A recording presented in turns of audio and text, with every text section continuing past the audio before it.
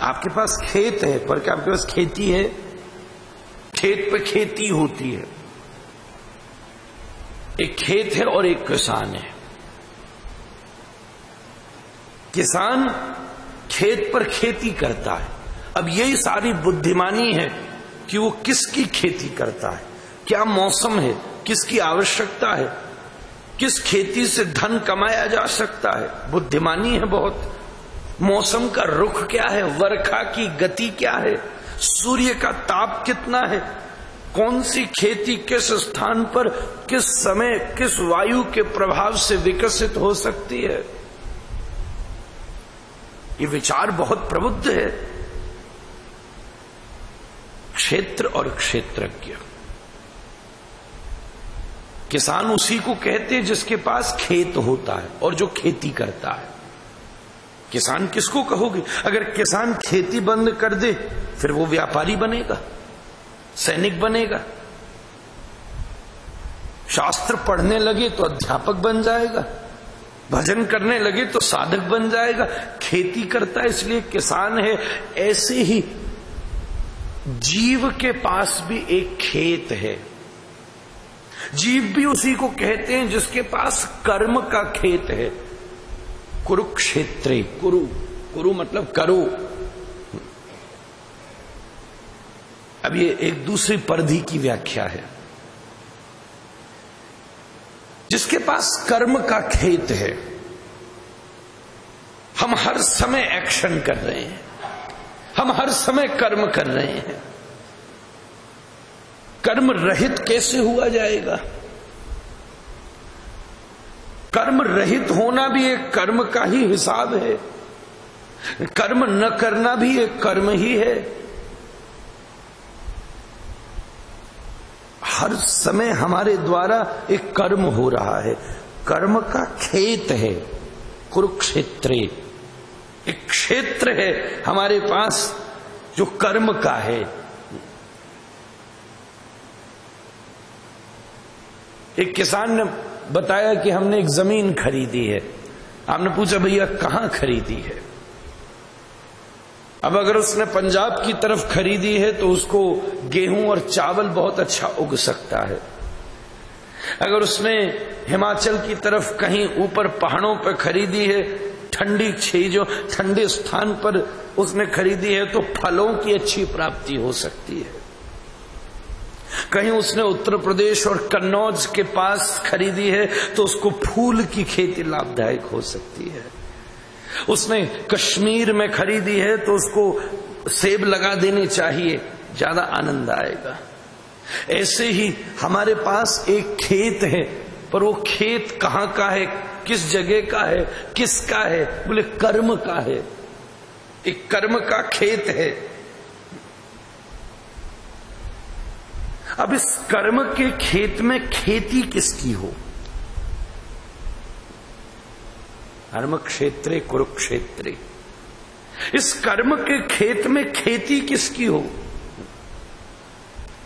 अगर तुमने कर्म के खेत में अधर्म की खेती कर दी, स्वार्थ की खेती कर दी, अभिमान की खेती कर दी,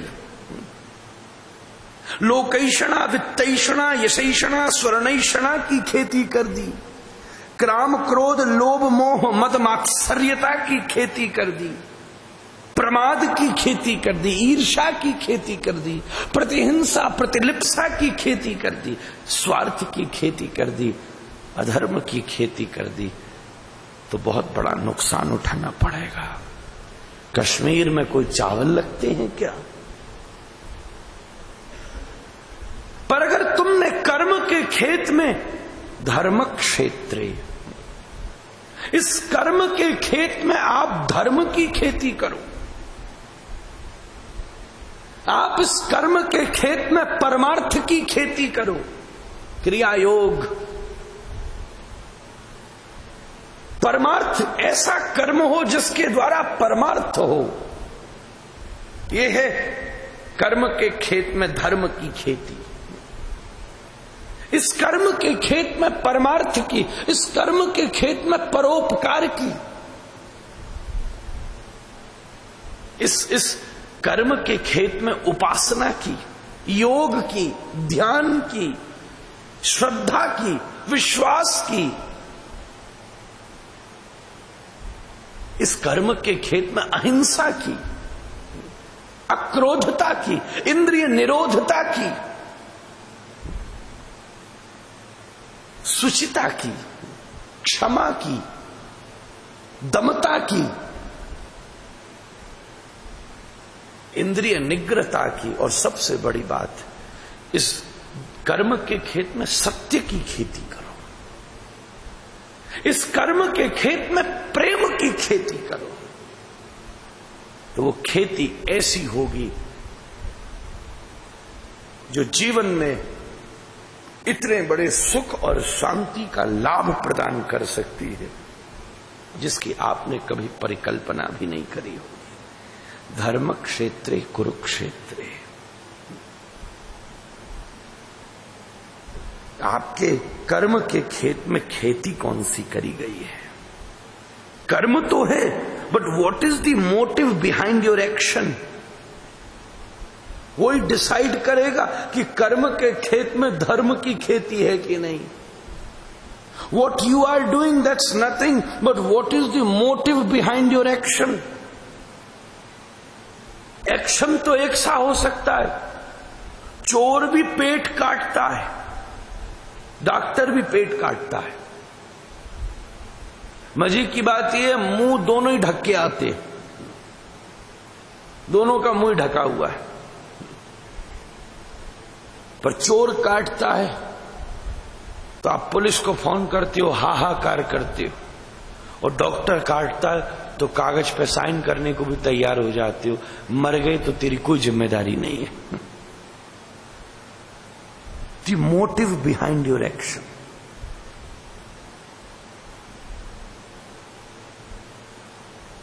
एक मैया अपने पुत्र का शासन करती है, कई बार उसको ताड़ना भी देती है और कई बार उस पर क्रोध भी व्यक्त करती है। कभी कभी हम भी किसी को ताड़ना देते हैं और क्रोध भी व्यक्त करते हैं, पर हमारी ताड़ना के पीछे ईर्ष्या हो सकती है, हमारी ताड़ना के पीछे अभिमान हो सकता है, पर एक मैया की ताड़ना के पीछे अपनी संतति के सुधार का लक्ष्य है। इसलिए वही कृत्य हमारे द्वारा किया हुआ अधर्म है और मां के द्वारा किया हुआ धर्म है। कृत्य एक ही है। आप यहां तो बैठे हो, पर क्यों बैठे हो? Why you are here? क्यों आ गए यहां? घर में कुछ करने को नहीं था तो चलो कथा में बैठ लेते हैं, उधर बेले थे, इधर ही कुछ हो जाएगा। Why you are here?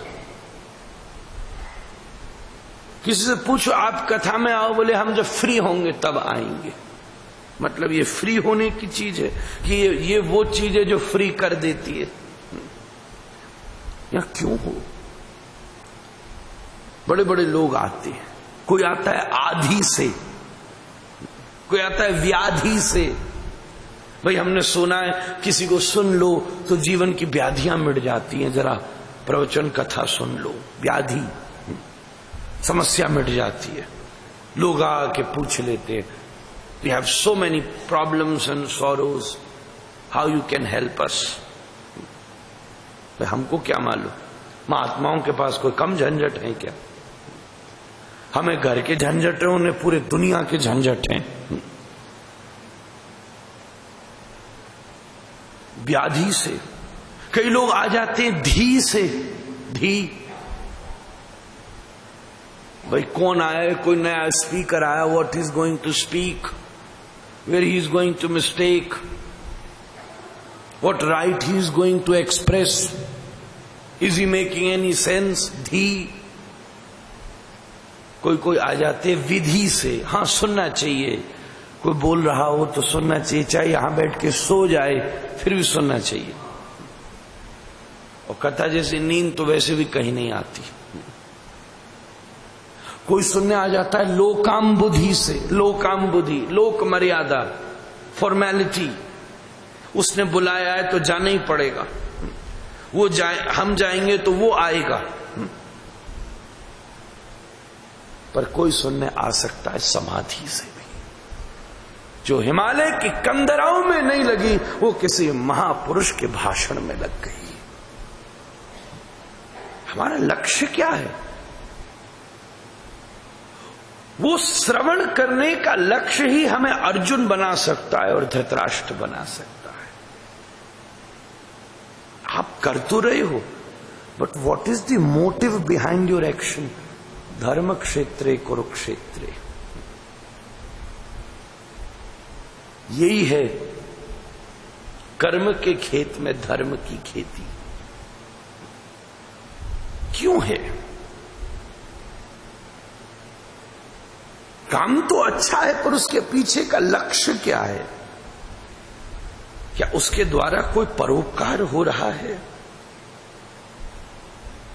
धर्म क्या है? सरल भाषा में परोपकार ही है। कोई भी ऐसा कृत्य जिसके द्वारा परोपकार हो सो धर्म है। परोपकार न हो तो अधर्म ही है। मैं कई बार याद करता हूं, दिल्ली में मुझको एक डॉक्टर ने बुलाया अपनी क्लिनिक के इनॉग्रेशन के लिए। मुझसे बोला आप इसको इनॉग्रेट करो। हमने कर देता हूं। फिर बोला महाराज please pray, I have taken a huge loan from the bank, just pray that I can pay back just in 1 or 2 years. I asked him, what you are asking? You are asking for blessing or the curse on the whole Delhi? Sir, why? What do you mean? मैंने कहा भाई तेरा loan कब चुकेगा? जब तुझको fees मिलेगी। Fees कब मिलेगी? जब दिल्ली बीमार पड़ेगा। मैं तो ये प्रार्थना करता हूं कि तेरी क्लिनिक खाली पड़ी रहे, आई ना। उसका मोटिव क्या है? मैं एक वृद्धाश्रम के उद्घाटन पर गया, उन्होंने गलत आदमी को बुला लिया था। बहुत 5 स्टार क्वालिटी का वृद्धाश्रम था। मुझसे कहा आप इन स्पीच दीजिए। मैंने ये कहा कि मैं उस दिन भारतवर्ष को देवभूमि मानूंगा कि जब इस वृद्धाश्रम में जाले लगे रहेंगे, कोई भटकेगा नहीं, चमगादड़ रहें। बोला क्या कहते हो आप? बोले और नहीं तो क्या, तुम मुझसे ये एक्सपेक्ट करते हो कि घर के लड़के लात मार मार के माँ बाप को निकालें तब तुम्हारे वृद्धाश्रम में रौनक लगेगी? What do you mean to say? उस दिन भारत सफल नहीं होगा जहां वृद्धाश्रमों की सुविधा होगी। उस दिन भारत सफल होगा जहां वृद्धाश्रम की जरूरत ही नहीं होगी, जहां अनाथालयों की जरूरत ही नहीं होगी। विचार, सारा खेल विचार का ही है। What is the motive behind your action? Action कैसा भी हो सकता है, लक्ष्य क्या है उसका?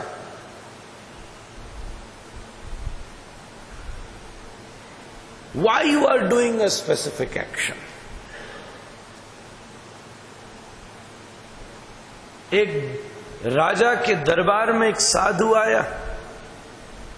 राजा बोला साधु कृपा करो, कृपा करो। करूंगा नहीं, अभी करो। तो साधु ने अपनी पादुका उठाई, पादुका उठा के दूर से फेंक कर मारी, जाके राजा के मुकुट पर लगी, मुकुट उछल के दूर गिरा। राजा बोला हद कर दी, ये कृपा करिए। सैनिक खड़े हो गए, सेनापति भागे, साधु को बंदी बना लिया और आज्ञा दी इसे ले जाके सूली पर टांग दो।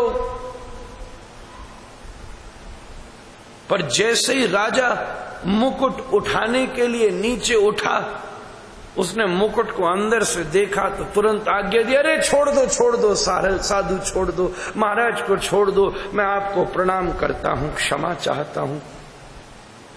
जब और ध्यान से सब लोगों ने देखा तो पाया उसके मुकुट के अंदर एक बहुत विषैला बिच्छू बैठा हुआ था। साधु पादुका न मारता तो वो बिच्छू काट लेता, डंक मार देता और राजा की उसी समय मृत्यु हो जाती। समझ गया? नहीं नहीं, पादुका नहीं मारी है, जीवन ही दिया है, मर जाता मैं।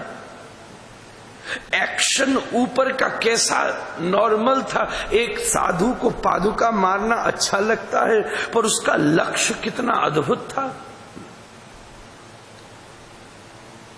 धर्म क्षेत्रे कुरुक्षेत्रे, आपके कर्म के खेत में आपने क्या क्या खेती करी है, कैसी खेती करी है, ये सुनने का लक्ष्य क्या है, यहां आने का लक्ष्य क्या है, पूजा का लक्ष्य क्या है,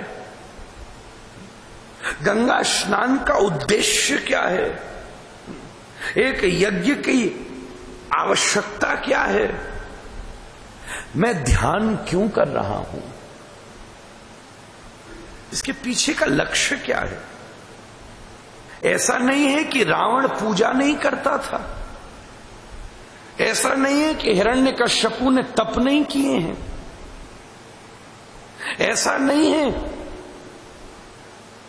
कि दुर्योधन साधक नहीं था, साधना उसने भी बहुत सारी करी है, वो उसकी भी गुरु भक्ति पक्की थी बलराम जी के प्रति। रावण खूब परिपक्व साधक था, बड़ा दृढ़ साधक था, पुराने जमाने के असुर भी उपासक थे, तगड़े उपासक थे, पर उनकी उपासना का लक्ष्य क्या था, उनकी उपासना का उद्देश्य क्या था। उस उद्देश्य ने ही उनकी उपासना को आसुरी बना दिया। What is the motive behind your action? एक कृत्य को क्यों किया जा रहा है,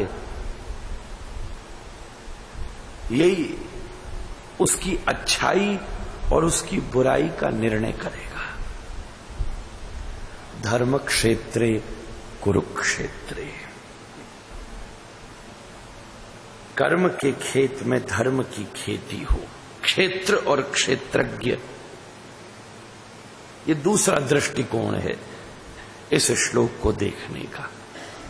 अलग अलग विद्वानों ने अपनी बात कही, हालांकि जैसा मैंने कल कहा तो धृतराष्ट्र ने है, बात तो उसकी सामान्य सी है, पर विद्वानों का आश्रय लेकर के, टीकाओं का अवलोकन करके सामान्य से सामान्य बात भी असामान्य लगने लगती है।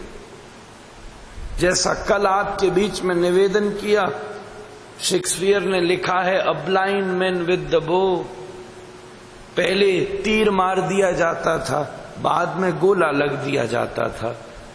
धृतराष्ट्र ने तीर मारा है, मैं तो उस पर गोला बनाने की कोशिश कर रहा हूं कि तीर निशाने पर लगे ऐसा तो पता चले, क्योंकि गीता का मंगलाचरण है ये श्लोक, गीता का प्रारंभ है ये श्लोक, गीता का छिलका है ये श्लोक। इस छिलके के अंदर फल है और छिलका बताता है कि फल कितना पका हुआ है। जिसका छिलका गंदा हो वो फल कोई नहीं लेता, इसका छिलका कितना परिपक्व है